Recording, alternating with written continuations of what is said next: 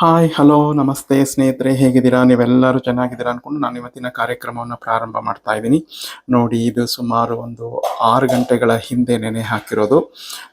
ಈ ಪಾವಿನ ಅಳತೆಯಲ್ಲೇ ನೆನೆ ಹಾಕಿರೋದು. ಈ ಪಾವಿನಲ್ಲಿ 3 ಪಾವು ಅಕ್ಕಿ, ದಪ್ಪಕ್ಕಿ. ಇದನ್ನು ಚೆನ್ನಾಗಿ ತೊಳೆದು ಕೊಳೆ ಹೋಗೋ ತನಕ ಚೆನ್ನಾಗಿ ತೊಳೆದು ನೆನೆ ಹಾಕಿರೋದು.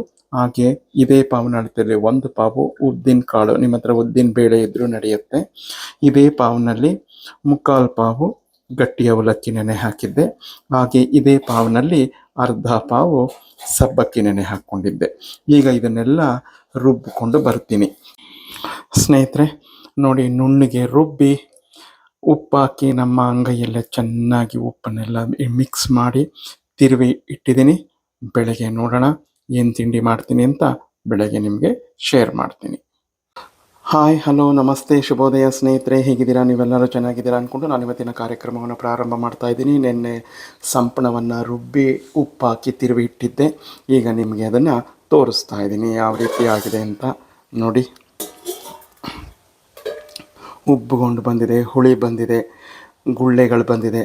ಸಾಕು, ಈ ಹದದಲ್ಲಿದ್ದರೆ ಇವತ್ತು ನಾನು ಆರೋಗ್ಯಕರವಾದ ರುಚಿಕರವಾದಂತಹ ಬಹಳ ದಿನಗಳಿಂದ ನಾನು ಮಾಡಿರಲಿಲ್ಲ ತಟ್ಟೆ ಇಡ್ಲಿ ಮಾಡ್ತಾಯಿದ್ದೀನಿ.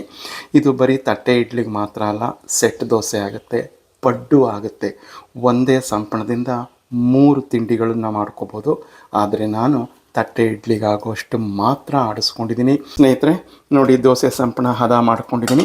ಈಗ ತಟ್ಟೆ ಇಡ್ಲಿಗಳಿಗೆ ಬಟ್ಟೆಯನ್ನು ಹಾಕ್ಕೊಂಡಿದ್ದೀನಿ.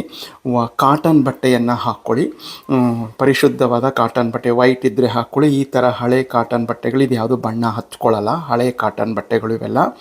ಇದಕ್ಕೆ ಬಟ್ಟೆಗೆ ನೀವು ನೀರಿನಲ್ಲಿ ಹಿಂಡ್ಕೋಬೇಕಾದ್ರೆ ಪೂರ್ತಿ ಗಟ್ಟಿಯಾಗಿ ಹಿಂಡ್ಕೋಬೇಡಿ, ನೀರಿನ ಅಂಶ ಇರಬೇಕು. ನಾನು ತಟ್ಟೆಗೆ ತುಪ್ಪ ಸವರಿ ಎಣ್ಣೆ ಸವರಿ ಮಾಡಿದ್ದೀನಿ. ನನಗದೇನೋ ಅಷ್ಟು ಇಷ್ಟ ಆಗಲಿಲ್ಲ. ನಮ್ಮ ಅಮ್ಮನ ರೀತಿಯಲ್ಲೇ ನಾನಿವತ್ತು ಮಾಡಬೇಕು ಅಂತ ನಾನು ತಟ್ಟೆ ಇಡ್ಲಿಯನ್ನು, ಸಾಂಪ್ರದಾಯಿಕ ಶೈಲಿ ಇದು, ಈ ಆಧುನಿಕ ಯುಗದ ಶೈಲಿಯಲ್ಲ, ಸಾಂಪ್ರದಾಯಿಕ ಶೈಲಿಯ ತಟ್ಟೆ ಇಡ್ಲಿಯನ್ನು ನಾನು ಮಾಡಿ ತೋರಿಸ್ತಾ ಇದ್ದೀನಿ. ಇದನ್ನು ಮೈಸೂರಿನ ನ್ಯೂ ಸಯಾಜಿರಾವ್ ರಸ್ತೆಯಲ್ಲಿರ್ತಕ್ಕಂಥ ಬಾಂಬೆ ಇಂದ್ರ ಭವನ್ ಹೋಟೆಲ್ನಲ್ಲೂ ಸಹ ಈ ರೀತಿಯಲ್ಲೇ ಮಾಡೋರು. ಇದನ್ನು ನಾನು ನೋಡಿದ್ದೆ. ನಮ್ಮ ತಾತ ನಮ್ಮನ್ನ ಅಲ್ಲಿಗೆಲ್ಲ ಕರ್ಕೊಂಡು ಹೋಗೋರು. ಇತ್ತೀಚೆಗೆ 2008-9 ಇಸ್ವಿಯಲ್ಲಿ ಆ ಹೋಟೆಲ್ ಕ್ಲೋಸ್ ಆಯಿತು. ಯಾಕೆಂದರೆ ಅಲ್ಲಿ ಖಾರ ಬಾತು ತಟ್ಟೆ ಇಡ್ಲಿ ಅಂದರೆ ಬಹಳ ಪ್ರಖ್ಯಾತಿ. ಮೈಸೂರು ಮಹಾರಾಜರೇ ಅರಮನೆಗೆ ತರಿಸ್ಕೊತಿದ್ರಂತೆ, ಅಷ್ಟು ಪ್ರಖ್ಯಾತಿ. ನಮ್ಮ ತಾತ ಹೇಳೋರು, ನಮ್ಮ ತಾತ ಅರಮನೆಯಲ್ಲೇ ಇರೋರು. ಅವರು ಹೇಳೋರು, ಇವತ್ತು ಇಂದ್ರಭವನ್ ಹೋಟೆಲಿಂದ ಮಹಾರಾಜರಿಗೆ ತಿಂಡಿ ಬಂದಿದ್ದು ಚೌಚೌ ಬಾತು, ಖಾರ ಬಾತು ಮತ್ತು ತಟ್ಟೆ ಇಡ್ಲಿ ಎಲ್ಲ ಬಂದಿತ್ತು ಅಂತ. ಅಷ್ಟು ಪ್ರಖ್ಯಾತಿ ಇಂದ್ರಭವನ್ ಹೋಟೆಲ್. ಇವತ್ತಿಲ್ಲ, ಆದರೂ ಅದರ ನೆನಪು ನಾವು ತಿಂದಿದ್ದೀವಿ. ಮೈಸೂರು ದಸರಾ ನೋಡೋಕ್ಕೆ, ಎಕ್ಸಿಬಿಷನ್ ನೋಡೋಕ್ಕೆ, ನಮ್ಮ ತಾತ ಸರ್ಕಸ್ ನೋಡೋಕ್ಕೆಲ್ಲ ಕರ್ಕೊಂಡು ಹೋಯಿತು ಅಂದರೆ ಇಂದ್ರಭವನ್ ಹೋಟೆಲ್ನಲ್ಲೇ ನಮಗೆ ಬೆಳಗಿನ ತಿಂಡಿ ಅಥವಾ ರಾತ್ರಿಯ ತಿಂಡಿ ತುಂಬ ಚೆನ್ನಾಗಿರೋದು. ನೋಡಿ, ಈಗ ಇದನ್ನು ಹಾಕ್ಕೊಂಡಾದಮೇಲೆ ಈ ತಟ್ಟೆಯನ್ನು ನಾವು ಒಂದು ಸರಿ ಹೀಗೆ ತಟ್ಬಿಟ್ಟಿದ್ದಾನೆ ಸ್ಟ್ಯಾಂಡಿಗೆ ಹಾಕಿ ಬೇಯಿಸೋಕ್ಕಿಡೋಣ. ಪ್ರೀತಿಯ ಸ್ನೇಹಿತರೆ ನೋಡಿ, ಇಡ್ಲಿ ಬೆಂದಿದೆ, ಹೊರಗಡೆ ತೆಗೆದಿದ್ದೀನಿ. ಇದೇ ನನ್ನ ಇಡ್ಲಿ ಪಾತ್ರೆ, ಇದರೊಳಗಡೆ ಇಟ್ಟಿದ್ದೆ. ಈಗ ಇದನ್ನು ತೆಗೆದು ಹೊರಗಿಡ್ತೀನಿ.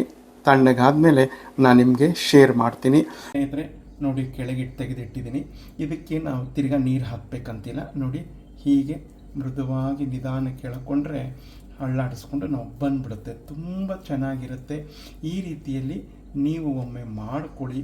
ಹೇಗಿತ್ತು ಅಂತ ನನಗೆ ಕಮೆಂಟ್ನಲ್ಲಿ ಮರೆಯದೆ ತಿಳಿಸಿ. ಬಹಳ ಚೆನ್ನಾಗಿರುತ್ತೆ. ನಮ್ಮ ತಾಯಿ ಎಲ್ಲ ಹೀಗೆ ಮಾಡ್ತಾ ಇದ್ದಿದ್ದು. ನೀವು ಯಾವ ರೀತಿ ಮಾಡ್ತೀರಾ ಅನ್ನೋದನ್ನು ನೀವು ಸಹ ನನಗೆ ಕಮೆಂಟ್ನಲ್ಲಿ ತಿಳಿಸಿ. ನೋಡಿ, ಎರಡನೇ ವಿಧಾನವನ್ನು ತೋರಿಸ್ತಾ ಇದ್ದೀನಿ, ಇದೇ ರೀತಿ ಹೇಗೆ ತೆಗೆಯೋದು ಅಂತ. ಈಗ ಇದ್ರ ಮೇಲೆ ಸ್ವಲ್ಪ ನೀರನ್ನು ಹೀಗೆ ಚುಮ್ಕಿಸ್ಕೊಳ್ಳಿ.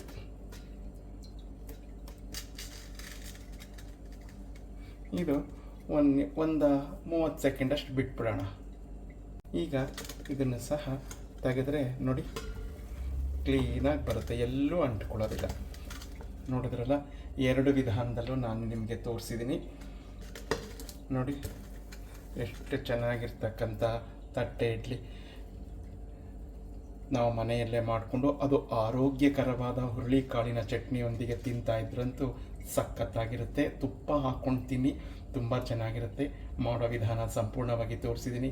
ಮಾಡಿ ನೋಡಿ ಹೇಗಿತ್ತು ಅಂತ ನನಗೆ ಕಮೆಂಟ್ನಲ್ಲಿ ತಿಳಿಸಿ.